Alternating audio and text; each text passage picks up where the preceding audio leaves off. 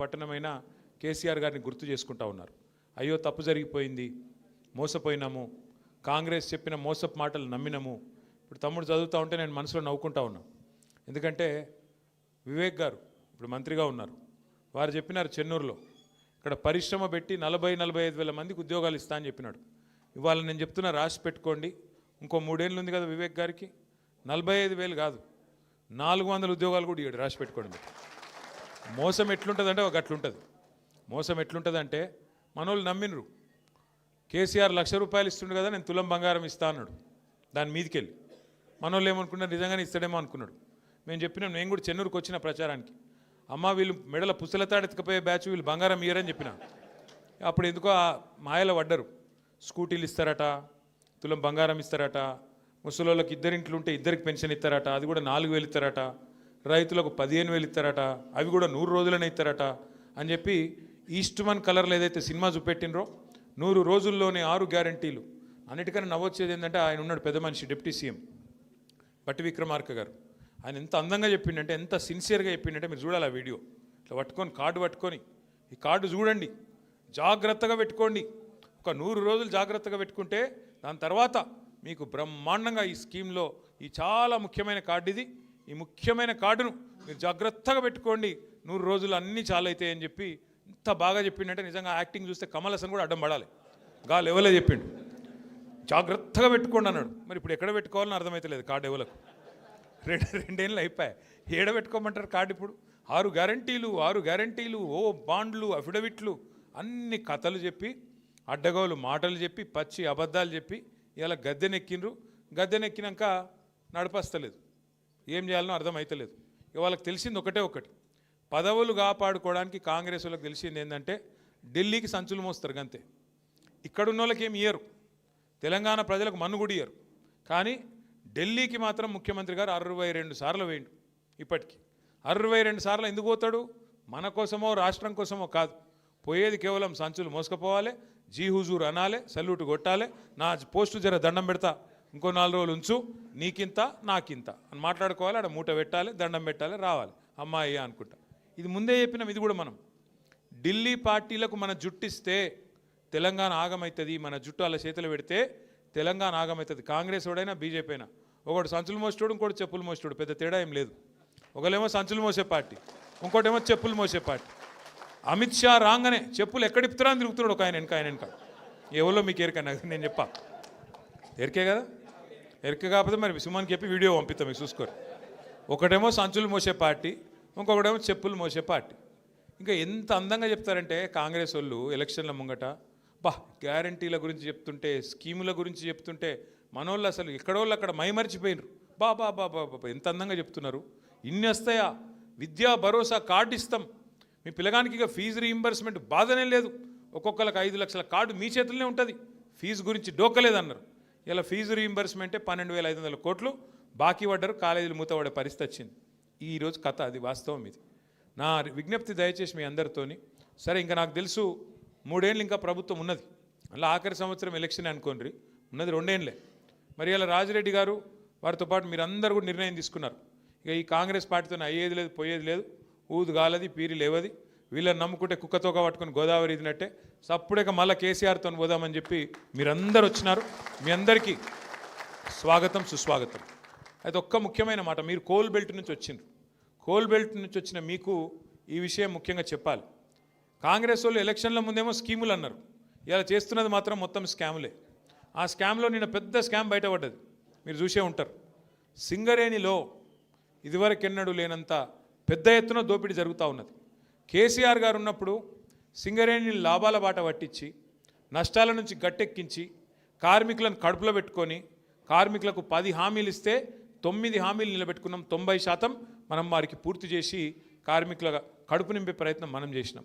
కానీ వీళ్ళు ఏం చేస్తున్నారండి? సింగరేణిలో కొత్త నిబంధనలు. గతంలో మన ప్రభుత్వం ఉన్నప్పుడు 9.5 ఏళ్ళు సింగరేణిలో ఏదైనా టెండర్ వస్తే ఎవరన్నా రావచ్చు, ఎక్కడి నుంచి, దేశంలో ఎక్కడి నుంచైనా రావచ్చు, టెండర్ వేసుకోవచ్చు. ఆడ కోట్ చేసిన అమౌంట్ ఏదైతే ఉంటుందో దానికంటే తక్కువకే పోయింది. 100 రూపాయలంటే 80 రూపాయలకే నేను చేస్తా అని చెప్పి పోటీలు పడ్డారు. వచ్చిన వాళ్ళు పోటీలు పడి మైనస్ టెండర్లు వేసి ఆ రోజు పనిచేసిండ్రు.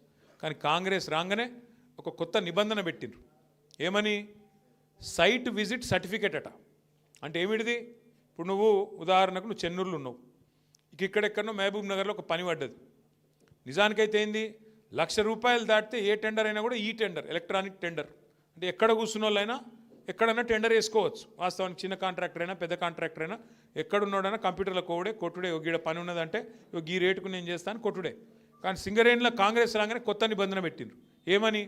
నువ్వు మా దగ్గర బొగ్గుబాయిలో, మా చెన్నూరులో, మా మందమరిలో పనిచేయాలనుకో, నువ్వు రావాలి, మొదలు వచ్చి మమ్మల్ని కలవాలి, కలిసి సైట్ చూడాలి, చూసినట్టు నేను సర్టిఫికేట్ నీకు ఇవ్వాలి, ఇస్తేనే నువ్వు టెండర్లో పాల్గొనొచ్చు అని కాళ్ళల్లో కట్టబెట్టే స్కీమ్ పెట్టిరు.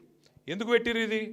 ఆయన వస్తాడు కదా, వచ్చినోడు రాగానే ఆయన పుట్టుమచ్చలు ఎక్కడున్నాయి, ఆయన పుట్టు పూర్వోత్తరాలు ఏంది, ఆయనది ఏ కులము, ఏం గోత్రము, ఎన్ని పైసలు ఉన్నాయి, మనకి ఎన్ని ఇస్తాడు, ఇవన్నీ రాసుకున్నారు.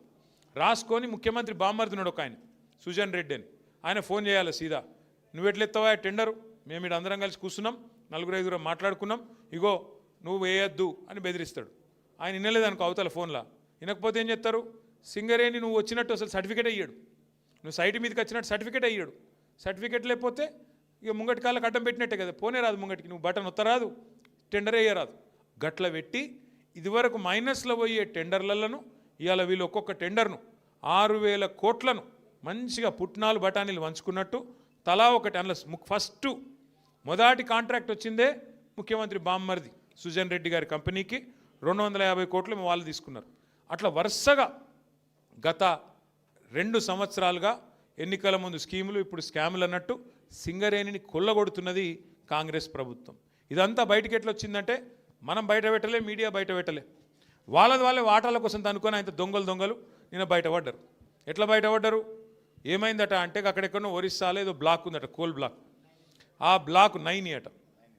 ఆ 9 బ్లాక్ కోసం ముఖ్యమంత్రి ఉప ముఖ్యమంత్రి ఇద్దరు మంచిగా కేకును కోసుకున్నారట. కోసుకుంటే ఇంకో 3వ మంత్రి, ఆయన పేరైంది వెంకటరెడ్డి వచ్చి, అగో మీ ఇద్దరే తింటారా కేకు, నాకు కూడా ఒక ముఖ్యరా అని వెంకటరెడ్డి అడిగినాడు. వెంకటరెడ్డి అడిగితే, అగో నువ్వెట్లా అడుగుతావా నువ్వు అని చెప్పి ఆయన మీద ఉప ముఖ్యమంత్రి గారికి దగ్గరగా ఉండే ఛానల్లో ఒక స్టోరీ వేసిరు. ఈయన లంగ పనులు చేస్తుండు, దొంగ పనులు చేస్తుండే, ఏదో పనులు చేస్తుండని స్టోరీ వేసిరు. వేసేవరకు ఈయన తెల్లారి ప్రెస్ మీట్ పెట్టి కన్నీరు గార్చి ఓహో ఆహా ఆహా ఓహో నేడిసి, ఈయన కూడా రజనీకాంత్ లెవెల్లో యాక్టింగ్ చేసి నన్ను కావాలంటే ఇసమిచ్చి చంపుర్రి, కానీ ఇట్లా చేయకుండ్రి, నేను చాలా మంచోన్ని అని ఈయన యాక్టింగ్ చేసిండు. చేసే వరకు ముఖ్యమంత్రి ఏం చూసిండు, ఒక్క దెబ్బకు 2 పిట్టలు దొరికేటట్టున్నాయి ఇలా అని చెప్పి ఇంకొక పేపర్ ఆయనకు చెప్పి వీళ్ళిద్దరి మీద రాపిచ్చిండు. రాపిచ్చే వరకు ఉప ముఖ్యమంత్రికి మండింది, అగో ఇట్లా చేస్తారు, నన్ను ఇంత మాట అంటావా, నన్ను నేను దోపిడీ చేస్తా అంటున్నావా, నువ్వు దోసుకుంటుందంతా నువ్వు, నీ కుటుంబం, నీ అన్నదమ్ములు, మమ్మల్ని అంటావా అని చెప్పి ఆయన ఉప ముఖ్యమంత్రి తెల్లారి రద్దు చేసి పారేసి. రద్దు చేసినాక ఏమైంది, మన నాయకుడు హరీష్ రావు గారు ఆయన ప్రెస్ మీట్ పెట్టిండు. అరే ఇది ఒకటే ఎట్లా రద్దు చేస్తావురా భయ్, మరి అన్ని ఇవన్నీ ఉన్నాయి, ఇవన్నీ కూడా రద్దు చేయని పెట్టిండు సింగరేణిలో. ఇప్పుడు ఇక కుడితిలో వాడు లెక్క కొట్టుకుంటారు ఎక్కడోడు అక్కడ. ఒకటి స్విట్జర్లాండ్ వీకిండు, ఇంకోటి అటేటో వేయండు, ఇంకోటి ఇటేటో వేయండు, కానీ ఎవ్వడు తేలుగుట్టిన దొంగలేలు ఒక్కడు మాట్లాడతలేడు నిన్నటి నుంచి. ఏంద్రాబాయ్ అంటే ఇక డైవర్షన్ గేమ్ ఆడాలి. అక్కడ అట్లా మాట్లాడగానే దొరికిరుగా దొంగలు, ఇక వెంటనే నోటీస్, నడు హరీష్ రావు నువ్వు పోలీసుల ముంగట కూర్చో. దేనికి రాబాయ్ కూర్చున్నాడంటే 2 ఏళ్ళకి అదేదో కార్తీక దీపం సీరియల్ ఉంటుంది, దాని లెక్క నడుతుంది కథ.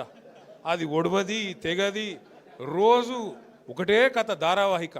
ఫోన్ ట్యాపింగు, ఏం ట్యాపింగు, ఎవంది ట్యాపింగు, ఎక్కడ ట్యాపింగ్, ఏం ట్యాపింగ్. రేవంత్ రెడ్డి అనే లుచ్చగాడు గతంలో మన ఎమ్మెల్యేలను కొన్నప్పుడు కాదు, ఆయన తిట్టాలని నేను. ఇప్పుడు నువ్వు లుచ్చ పని చేస్తే లుచ్చగాడే అంటారు. నువ్వు మా ఎమ్మెల్యేలను కొనుక్కుంటా 50 లక్షల రూపాయలతో దొరికిపోయిన దొంగవు. మరి నీ ఫోన్ ఏమన్నా చూసిరేమో, నాకేమెరక ఎవరికేమెరక, మంత్రులకు. పోలీసు వాళ్ళ పని పోలీసు వాళ్ళు చేస్తారు, దొంగలు నోటు పట్టుకుంటాడే పోలీసు వాళ్ళు చేస్తే పని వాళ్ళు చేస్తారు. మధ్యలో మాకేం సంబంధం, ఎవరికి సంబంధం. లుచ్చ పని చేస్తే పట్టుకొని లోపలెత్తారా ఎరా. మరి అదేదో పెద్ద స్వాతంత్ర పోరాటానికి పోయినట్టు నన్ను జైల్లో దోమలు గుర్తుండే ఎరికేనా అని మాకు అసెంబ్లీలో చెప్తుండే. మరి జైల్లో దోమలు కాకపోతే ఏముంటాయి, దోమలు బల్లులు ఉంటాయి. ఈయనకు దోమలు బల్లులు కాదు, ఈయనకు తొండల పిచ్చున్నది బాగా. నా డౌట్ అయితే వీళ్ళ నాయన కూడా చిన్నప్పుడు వీళ్ళ తమ్మునికి ఏమో కొండలరెడ్డి అని పెట్టిండు, వీని పేరు తొండలరెడ్డి అని పెట్టిండు. అందుకే మీరు చూడుర్రి మాట్లాడితే, అరే నువ్వు గవర్నమెంట్లో ప్రభుత్వాధినేతవు, ముఖ్యమంత్రివి, పని చేయరా అయ్యా అంటే నీ లాగుల తొండలు ఇడుస్తా. నువ్వు గట్టిగా అడిగినావు, ఏమైనా నెలకు 2,500 ఏడవా నీ మహిళలకు ఇస్తా అంటివి కదా, ఆడోళ్ళకి ఇస్తా అంటివి కదా అంటే నీ గుడ్లు వీకి గోటిలాడతా. రైతులకు రుణమాఫీ చేయకపోతే ఏమయ్యా అంటే నీ మెడల పేగులు వేసుకుంటా. ఇక ఈ సిపాయి ఇప్పుడు హార్వర్డ్ పోతున్నాడు, హార్వర్డ్ పోయి ఆడేం చేస్తాడు, వాళ్ళకు కూడా నేర్పించేస్తాడో ఏం పాడు ఇవన్నీ. అమెరికా వాళ్ళని కూడా బ్రష్ పట్టించి వాళ్ళకు కూడా అడ్డమైన భాష నేర్పించి, లేకపోతే ఇంగ్లీష్లో మాట్లాడతాడేమో. In your trousers big lizards అంటాడేమో. అదే సినిమాలో చిరంజీవి చెప్తాడు, ఇన్ ఫ్రంట్ క్రోకడైల్స్ ఫెస్టివల్ అన్నట్టు. అంటే ఇప్పుడు భాష వచ్చుడు రాకపోవడం పెద్ద ముచ్చట కాదు, ఇంగ్లీషు రావాలనేది కూడా కానూన్ ఏం లేదు. కానీ ఈయన బాధ ఏందో నాకు అర్థమవుతలేదు. నువ్వు ముఖ్యమంత్రివి, ముఖ్యమంత్రి లెక్క పని చేయన్నా, 4 మంచి పనులు చేయాలి, శభాష్ అనిపించుకోవాలి. చెన్నూరులో మేము అంబేద్కర్ భవనం కట్టినాం, ఓ మహిళా భవనం కట్టినాం, ఓ మార్కెట్ కట్టినాం. నువ్వు 4 గట్టు, మేము వద్దన్నామా? మేము ఒక స్కూల్ కట్టినాం, నువ్వు 4 గట్టు. మేము 100 కోట్లు తెచ్చినాం, నువ్వు 200 కోట్లు నేను ఆపిండా? గవి ఏం చేయరట. ఒకటే ఎత్తుకున్నారు ఇక వీళ్ళు, ఒక లంగ పంచాయతీ అన్నట్టు. ఏమన్నా అంటే ఇప్పుడు వివేక్ని పట్టుకుంటే మీ మంత్రిని, మొన్న ఆయన చూస్తే నవ్వు వచ్చింది నాకు. ఆయన తిరుగుతూ ఉన్నాడు, మహిళలు అడ్డం వచ్చిర్రు. ఏమాయి సారు 2 నెలలకెళ్ళి రోడ్ లేదు, మన్ను లేదు, ఏం చెప్తున్నావు అన్నారు. గవర్నమెంట్ అడుకోపో అంటుండు. నువ్వేరా గవర్నమెంట్ నాయనా, నువ్వే మంత్రివి, నువ్వే గవర్నమెంట్, మర్చిపోయి నువ్వు. అంటే ఇంకా కేసీఆర్ ముఖ్యమంత్రి ఉన్నాడు, ఇంకా సుమనే ఎమ్మెల్యే ఉన్నాడు, వాళ్ళని అడుకోపోరు అన్నట్టున్నది. ఏం చెప్పాలి మళ్ళీ వీళ్ళతో కొట్లాడాలి మన కర్మ. బాధ ఏంటంటే మీరు చూడరు, ముఖ్యమంత్రి గారు కూడా నిన్న మాట్లాడుతుండే ఎక్కడో మాట్లాడుకుంటా, ఇదివరకు మంత్రులు ఉన్న వాళ్ళు పొంకనాలు కొట్టిండ్రు, వేదిక మీద ఉన్నారు అంటుండు. అంటే ఒక విచిత్రమైన పరిస్థితి రాష్ట్రంలో ఉన్నది. అందుకే వాళ్ళకు అబద్ధాలు కూడా చక్కగా చెప్పస్తలేదు. ముఖ్యమంత్రి గారు ఆయనకు పరిపాలన చేతనైతలేదు, పాపం నడిపస్తలేదు. ఆయన బాధ వర్ణనాతీతంగా ఉంది. ఆయన ఎవడు గుర్తుపడతలేడు ముఖ్యమంత్రిగా. ఇంకా పెద్ద బాధ ఏమిటిదంటే పేర్లు మర్చిపోతారు. మర్చిపోతే ఆయన కోపం వస్తుంది, జైల్లో పెడతాడు. పేర్లు మర్చిపోతే జైల్లో పెడతాడు. ఇట్లా నడుస్తున్నది. అందుకే ఇప్పుడు ఏంది కొత్తగా ఒకటే పల్లవిగా అందరు కాంగ్రెస్లో ఒకటే పల్లవి ఎత్తుకున్నారు. ఏమిటిది? కేసీఆర్ అప్లపాలు చేసిపోయిండు, అందుకే మేము ఇవ్వలేకపోతున్నాం. కేసీఆర్ అప్లపాలు చేసి అదన్నా చక్కగా చెప్పాను నా అబద్ధం. ఒకడు 6 లక్షల కోట్లు అంటాడు, ఇంకొకటి 7 లక్షల కోట్లు అంటాడు, ఇంకొకరు 8 లక్షల కోట్లు అంటారు. అరే అబద్ధం చెప్తేనే అతికినట్టు ఉండాలి. కేంద్రంలో మొన్న పార్లమెంట్లో కేంద్ర ప్రభుత్వాన్ని ఒక ఎంపీ గారు అడిగిండు, అసలు కేసీఆర్ ప్రభుత్వం చేసిన అప్పెంత మీరు చెప్పండి అంటే కేంద్రం ఏం చేసింది? రిజర్వ్ బ్యాంక్ని అడిగింది, కాగ్ని అడిగి పార్లమెంట్లో సమాధానం చెప్పింది. ఏమని చెప్పింది సమాధానం? కేసీఆర్ పదవీ బాధ్యతలు తీసుకున్న నాడు 2014 జూన్ 2 నాడు ఈ రాష్ట్రం ఆనాడు పుట్టిన నాడు అప్పు ఎంతుండే అంటే 72,000 కోట్ల అప్పు ఉండే. ఇది కేంద్ర ప్రభుత్వం చెప్పిన లెక్క, నాది కాదు. కేసీఆర్ దిగిపోయిన నాడు 2023 డిసెంబర్ 3 నాడు కేసీఆర్ గారు దిగిపోయిన నాడు రాష్ట్రం నెత్తి మీద ఉన్న అప్పు 3,50,000 కోట్లు. 3,50,000 కోట్లల్లా ఆ 72,000 కోట్లు విరాసత్కు వచ్చింది మనకు. దాన్ని తీసేస్తే ఎంత? 2,80,000 కోట్లు. కేసీఆర్ 10 ఏళ్లలో చేసిన అప్పు 2,80,000 కోట్లు చేసిండు. మరి ఏం చేసిండు కేసీఆర్ అప్పు చేసి? ఏం చేసిండు అంటే రైతులకు కాంగ్రెస్ వాళ్ళు 60 ఏళ్ళు కరెంట్ ఇయ్యక సావగొడితే 6 నెలల్లోనే 24 గంటల కరెంట్ ఇచ్చిండు కేసీఆర్. ఫ్రీ కరెంట్ ఇచ్చిండు. ఆ ఒక్క ఫ్రీ కరెంట్కే 10 ఏళ్లలో మనం ఖర్చు పెట్టిన మొత్తం 50,000 కోట్లు. సంవత్సరానికి 5-6 వేల కోట్ల చొప్పున మొత్తం 10 ఏళ్లలో 50,000 కోట్లు ఖర్చు పెట్టిండు కేసీఆర్ గారు. రెండవది, ఇవాళ వర్షాకాలం అంటారు సార్, నాట్లేసే కాలం, సంక్రాంతి దాటిపోయింది. కేసీఆర్ ఉన్నప్పుడు డిసెంబర్ 28 దాటలే ఎన్నాడు. మీ ఫోన్లు ఎవరిని అడిగే అవసరం లేదు, దరఖాస్తు పెట్టుడు లేదు, దండం పెట్టుడు లేదు. ఫోన్లు టింగ్ టింగ్ టింగ్ అని నాట్లు పడుతుండే, ఇక్కడ ఫోన్లో టింగ్ టింగ్ అని పడుతుండే. ఏం పడుతుండే? ఒక్కసారి కాదు, 2 సార్లు కాదు, 11 సార్లు 70 లక్షల మంది రైతుల ఖాతాల్లో 73,000 కోట్లు వేసినోడు కేసీఆర్. 73,000 కోట్లు వేసిండు కేసీఆర్. ఎస్, అప్పు చేసిండు, భారతదేశంలో ఎవ్వరు పెట్టని పథకం పెట్టిండు, 73,000 కోట్లు మీ ఖాతాలు వేసిండు. ఇదివరకు ఎవరన్నా ముఖ్యమంత్రి ప్రధానమంత్రి పైసలు ఇచ్చిరా రైతులకు? గుంజుకున్నోళ్ళే తప్ప ఇచ్చిన వాళ్ళు ఉన్నారా? రైతులకు ఉచిత కరెంట్ ఇచ్చిండు, బ్రహ్మాండంగా పెట్టుబడి సాయం చేసిండు. ఒక రైతు చచ్చిపోతే 5 లక్షల రూపాయలు సంవత్సరానికి 1,500 కోట్ల ప్రీమియం కట్టిండు కేసీఆర్. ఇంటింటికి నల్లా పెట్టి 40,000 కోట్లు ఖర్చు పెట్టి మిషన్ భగీరథతో ఇంటింటికి నీళ్ళు ఇచ్చిండు కేసీఆర్ గారు. అప్పు చేసిండు, కొత్త జిల్లాలు చేసి కలెక్టరేట్లు కట్టిండు. అప్పు చేసిండు, కొత్త జిల్లాల్లో మెడికల్ కాలేజ్ పెట్టిండు. అప్పు చేసిండు, నర్సింగ్ కాలేజ్ పెట్టిండు. అప్పు చేసిండు, 1022 గురుకుల పాఠశాలలు పెట్టిండు. అప్పు చేసిండు, మీ జైపూర్లో విద్యుత్ కేంద్రం కట్టిండు. అప్పు చేసిండు కేసీఆర్. కానీ తెలంగాణకు సంపద సృష్టించిండు, మీ భూముల విలువ పెంచిండు. చెన్నూరులో మీరు గుండె మీద చేసుకొని చెప్పండి, కేసీఆర్ రాకముందు భూముల విలువ ఎంతుండే, కేసీఆర్ వచ్చినాక భూముల విలువ 2023 నాటికి డబల్ అయిందా, ట్రిపుల్ అయిందా, ఎన్ని రెట్లు అయింది ఒకసారి గుర్తు చేసుకోండి. రాష్ట్రం సంపద పెంచిండు కేసీఆర్.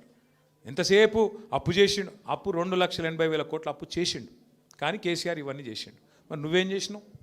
2 ఏళ్ళ నువ్వు కూడా 2.5 కోట్ల అప్పు చేసినావు, 2.5 కోట్ల లక్షల అప్పు చేసినావు, 2,50,000 కోట్ల అప్పు చేసినావు. ఏం చేసినావు చూపెడతావా? రైతు బంధు ఇచ్చినవా? పెన్షన్ పెంచినవా? తులం బంగారం ఇచ్చినవా? మహిళలకు 2,500 ఇచ్చినవా?